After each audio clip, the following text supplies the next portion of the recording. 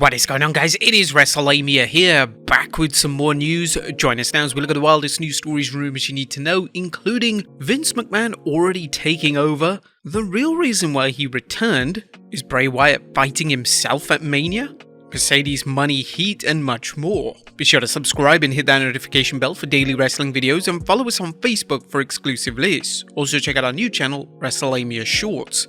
And now let's do the intro and get straight into our first story.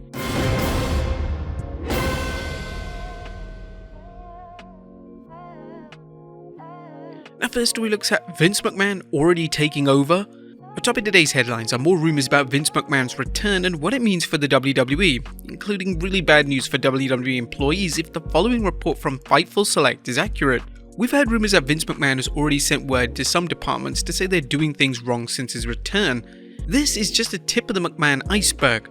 As we noted last Friday, that Triple H held a talent meeting revealing that Vince was making suggestions about the product. That may explain why the recent SmackDown was a bit of a dud and why WWE had no matches announced for tonight's Raw. Anyone familiar with Vinnie Mac's style of doing business shouldn't be surprised by what he's done since returning to the company. It should be obvious McMahon is putting the pieces in place to solidify control of the WWE. For example, a recent report from Ringside News revealed McMahon brought back Brad Blum, his chief of staff too, who had just been let go about a month and a half ago. Make no mistake about it, Vince McMahon is back and he's quickly regaining control of WWE.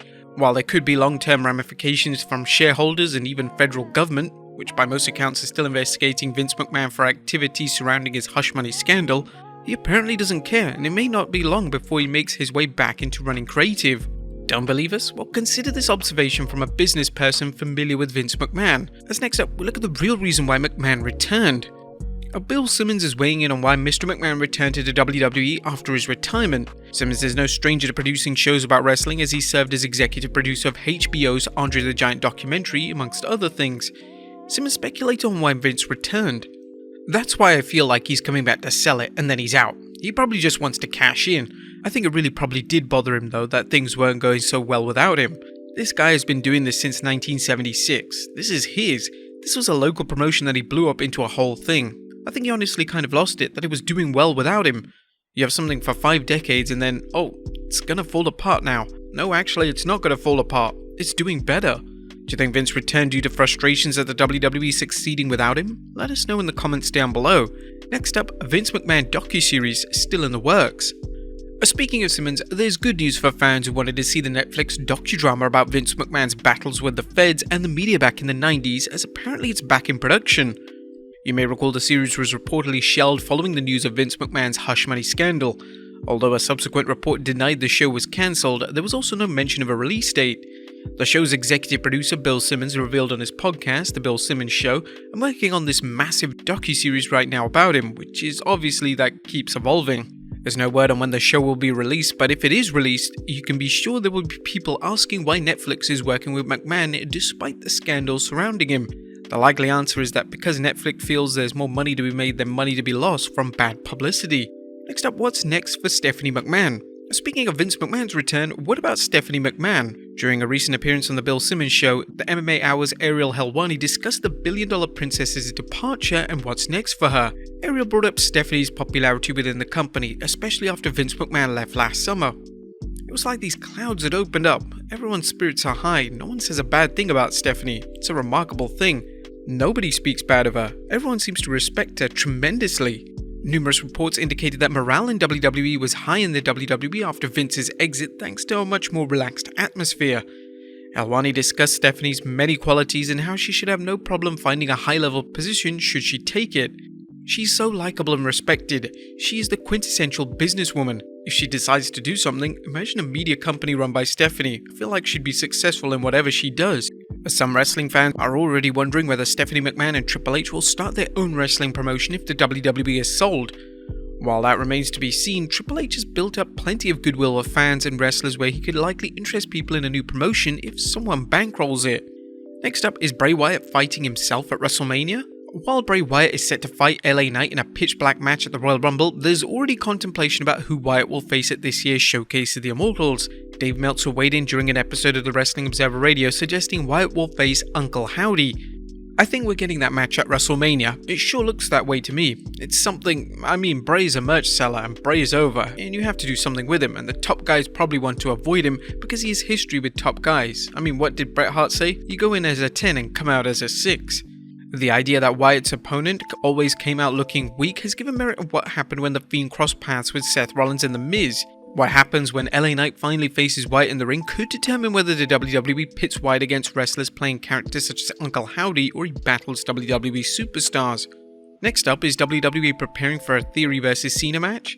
With continued chatter that John Cena is going to compete at WrestleMania 39, fans are curious who his opponent will be. One name that's come up before is current US champion Austin Theory. You may recall the WWE wanted A-Town to wrestle Cena at last year's SummerSlam, but plans fell through. However, the two could battle at this year's Show of Shows. Fightful Select recently reported that Theory and Cena taped a segment on the 30th December edition of SmackDown. This makes sense as Theory was scheduled to face Seth Rollins at the live event that night in Toronto, Ontario, but was pulled from the event, with no one at the time knowing why Theory wasn't present for the scheduled match. It's unknown what the segment was about, but there's talk it could be used to hype the Theory vs Cena match if the WWE decides to book it at Mania. Next up, Charlotte Flair's next challenger. If you're wondering who SmackDown Women's Champion Charlotte Flair's next opponent will be, well, Ringside News reported Charlotte Flair put her SmackDown Women's Championship on the line against Shayna Baszler during the Sunday Stunner live event in Corbin, Kentucky on January 15, 2023. The Queen successfully defended the title against the Queen of Spades in front of a lively crowd. Ringside News reminded fans that WWE sometimes uses live events to get wrestlers ready to wrestle on either TV and or at PLEs. While Flair could be facing Baszler, Ronda Rousey recently hinted she'd like to team with the Queen of Spades to go after the WWE's Women's Tag Team Championship. Who would you guys like to see the Queen defend a title against next? Let us know in the comments down below. Next up, is the WWE relaunching its pay-per-view model?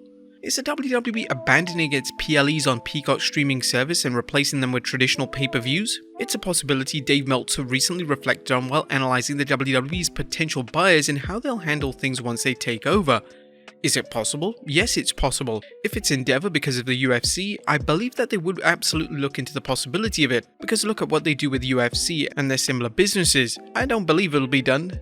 Now, what could be done, the idea of pulling WrestleMania, or maybe WrestleMania, Royal Rumble and SummerSlam, and make them pay-per-views but keeping the other ones on the network, I could see that.